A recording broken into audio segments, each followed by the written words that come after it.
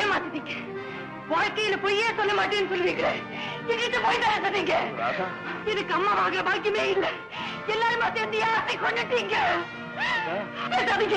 நிஜமாவே என் மேல அன்பு இருந்தா எங்கிட்ட சொல்லாம இருந்திருப்பீங்களா? இன்னும் நான் ஏன் உயிரோட இருக்கணும்? எங்கிட்ட ஏன் சொல்லாம வந்தீங்க? இதுவரை உங்க கையாலே என்ன கொண்டுடுங்க. கொண்டுடுங்க கொண்டுடுங்க கொண்டுடுங்க கொண்டுடுங்க கொண்டுடுங்க கொண்டுடுங்க.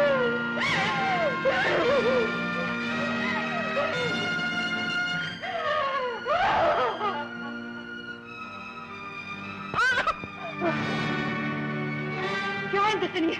இதை யாரு கொண்டு வந்தது? இந்த சனியை தூக்கி வெளியே போடுங்க. என்ன பண்ண போற?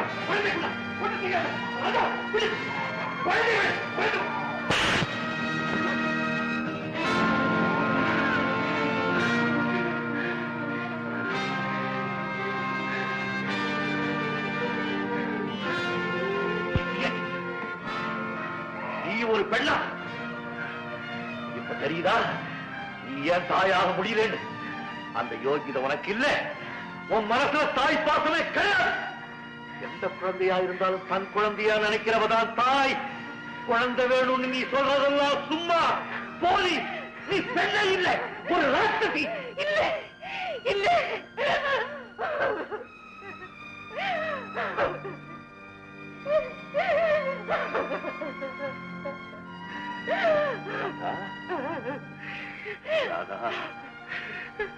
மனசு எவ்வளவு வேதனைப்படுதுன்னு எனக்கு தெரியாதா? பிறக்க போற குழந்தைக்காக போட்டு போட்டுக்கிட்டு நாம ரெண்டு பேரும் எத்தனை பொம்மைகள் வாங்கணும். அந்த கஷ்டம் எனக்கு மட்டும் இல்லையே. என்ன செய்யறது? நாம கொடுத்து வச்சு அவ்வளவு. அதோ பாரு, நான் கொடுத்த தீர்ப்பினால அனாதையான குழந்தை நம்ம துன்பத்துல பங்கு போட்டுக்க முடியாது. என் தவறுக்கு பிராயச்சித்தம் தேடும் போது அதுக்கு உதவி செய்ய வேண்டியது உன்னுடைய கடமை இல்லையா? உனக்கு பிறந்தாதான் உரிமை கொண்டாடுவியா? ராதா, அந்த குழந்தைக்கு தாயா இருக்க உன்னால முடியுமா? முடியாது.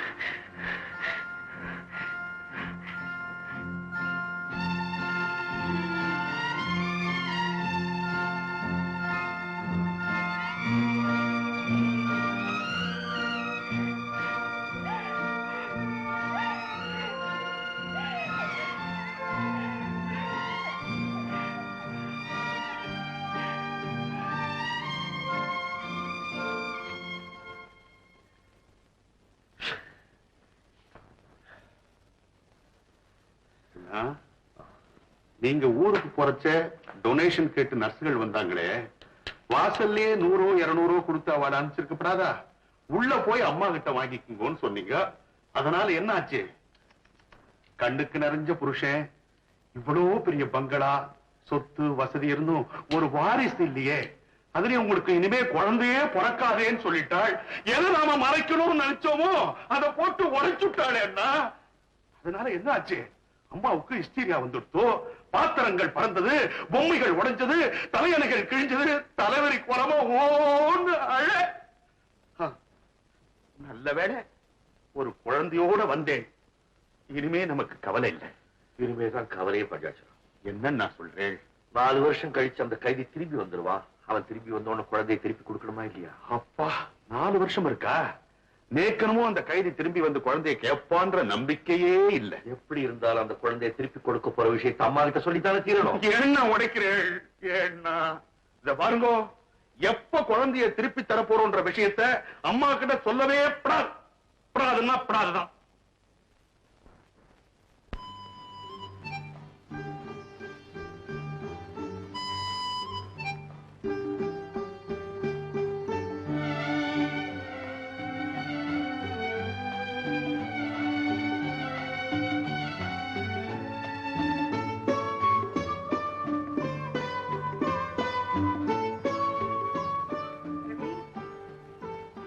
ரவி,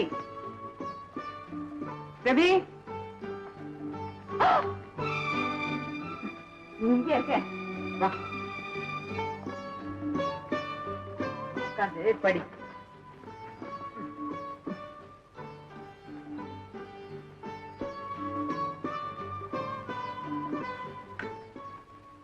என்னங்க, இன்னைக்கு ரவி ஸ்கூல்ல சேர்க்க போறேன். ஸ்கூலுக்கு போறானா நீயும் மாமான்னு அடம் பிடிக்கிறான். போயிட்டு வாயே. இந்தாங்க, இந்த ஃபார்ம்ல ஒரு கையெழுத்து போட்டு கொடுங்க. என் மக்கு என்ன தப்பா ஃபில் பண்ணிருக்கேன். அவங்க அப்பன் பேர் என்னன்னு கேட்டிருக்கான், பக்கத்துல என் பேர் போட்டு வச்சிருக்கே. வேற ஒரு ஃபார்ம் வாங்கி அவங்க அப்பா பேரை ஃபில் பண்ணி நீதான் கார்டியன் சொல்லி கையெழுத்து போட்டு வா. ஏன் இப்படி விலகி இருந்தே பாக்குறீங்க? இன்னும் உங்க மனசு மாறல? உனக்கு அறிவு இருக்கா? குழந்தைகிட்ட அன்பு காட்டலாமே தவிர உரிமை கொண்டாட முடியாது. என்னைக்காவது ஒரு நாள் உடைக்காதே. இன்னைக்குதான் ராமாயணத்துல யுத்த காண்ட படிக்க ஆரம்பிச்சேன். அது இங்கேயே நடந்துரும் போல இருக்கு. அம்மா, ஸ்கூலுக்கு நேரமாறுதே. பாருங்க, நான் சொல்றேனேன்னு தப்பா நினைக்காதீங்க. சின்ன விஷயத்துக்கெல்லாம் பையனை மையமா வச்சு சண்டை போட்டேன்னா அம்மாவுக்கு உடம்புக்கு வந்துடும்.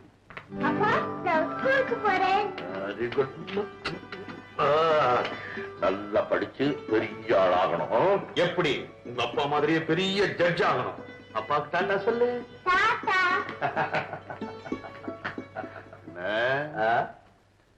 என்ன இப்படி ஆக்ட் பண்றேன்? என்னது? ஒண்ணு இல்ல, குழந்தை உங்க மடியிலையும் மனசுலயும் நல்லா இடம் பிடிச்சுட்டான். அதை வெளியே காமிச்சிக்க முடியாம எப்படி எப்படியோ மேனேஜ் பண்ணி தத்தளிக்கிறேன். ஆமா, மறைக்க முடியல, முறைக்கிறேன். என்னண்டி அம்மா தான் முறைப்பேன். குழந்தைய பார்த்தா மட்டும் தனியா யாருக்கும் தெரியாம கொஞ்சவே.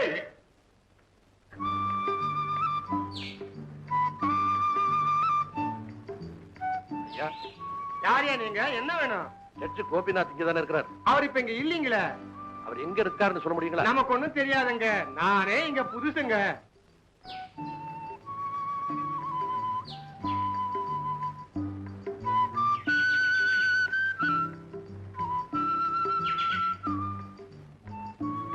அண்ணே, முருகண்ணே.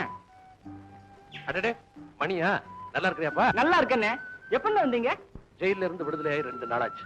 எல்லா கதையும் தான் உனக்கு தெரியும். நல்லா தெரியும்ண்ணே. என் பிள்ளைய எனக்கு தீர்ப்பு கொடுத்த ஜட்ஜையா தான் வளர்க்கிறாருன்னு கேள்விப்பட்டேன். அங்க போய் தேடி பார்த்தேன், அந்த விலாசத்துல அவர் இல்லை. சரி, பட்டணத்துல ஏதாவது தகவல் கிடைக்காதான் தான் இங்க வந்தேன். நீங்க நம்ம வீட்டுக்கு வாங்கண்ணே. நான் பக்கத்துலதான் குடியிருக்கேன். அங்க தங்கிக்கிட்டு நாம தேடி கண்டுபிடிச்சிடலாம். வாங்கண்ணே.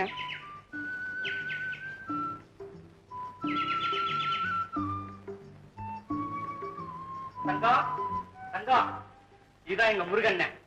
படிக்காம கிராமத்துல நான் ஊர் சுத்திட்டு இருந்தப்போ எனக்கு பணம் கொடுத்து பட்டணத்துக்கு அனுப்பி வச்சவரு. இதுதான் என் சம்சாரம் தங்கம். பேர போனவே மனசு தங்கமா இருக்கணும் தங்கச்சி. அண்ணன் வாழ்க்கையில நொந்து போய் வந்திருக்காரு. ஏதாவது வேலை கிடைக்கிறவரை நம்ம வீட்டுல தங்க சொல்லி சொல்லிட்டேன். தாராளமா தங்குங்க, இது உங்க வீடு மாதிரி. சரிம்மா. காஃபி போட்டு கொடுத்தங்க. என்ன உட்காருங்க, கடை வரைக்கும் நான் போயிட்டு தரேன்.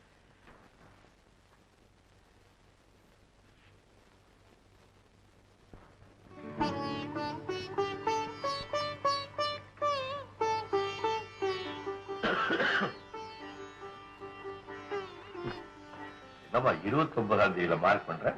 அன்னைக்குதான் நம்ம ரவியோட பிறந்தநாள். வருஷம் 29ஆம் தேதி தானே கொண்டாடுறோம். இன்னும் ஒரு வாரம் தான் இருக்கு. அதுக்குள்ள எல்லா ஏற்பாடும் செஞ்சாகணும். 29ஆம் தேதி 4 வருஷம் ஆயிடுச்சா? எல்லா ஏற்பாடும் செய்துதான் தீரணும். இந்த திரைப்படத்தை முழுமையாக கண்டு மகிழ உடனே டவுன்லோட் செய்யுங்கள் Raj digital TV OTT app. வருடத்திற்கு வெறும் 299 ரூபாய் மட்டும்.